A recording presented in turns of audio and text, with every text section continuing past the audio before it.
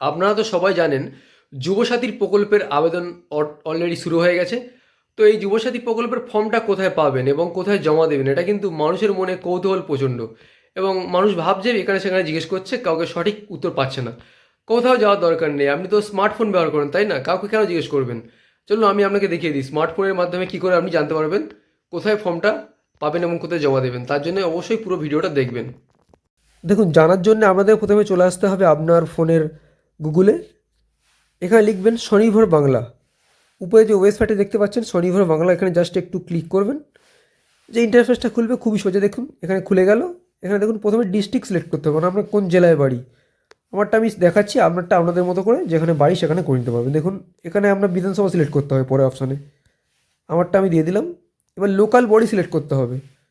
এবার আপনার কোথায় বাড়ি সেই এলাকাটা তো এখানে থাকবে না, তো সেটা সিলেক্ট করবেন।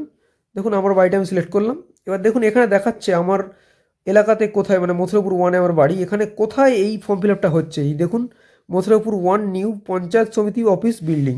এবার যদি আপনি তাও না চেনেন, এই গুগলের লোকেশানটাও পেয়ে যাবেন। অপেক্ষা করবেন, দেখবেন ডাইরেক্ট গুগল ম্যাপে আপনাকে নিয়ে চলে যাবে। দেখুন এই গুগল ম্যাপের লোকেশানে চলে যাবে। আপনি এখান থেকে ডাইরেকশান মারবেন, আপনার বাড়ি থেকে কতটা দূরে এই জায়গাটা সেটা কিন্তু পেয়ে যাবেন। দেখতে পাচ্ছেন কতটা সোজা।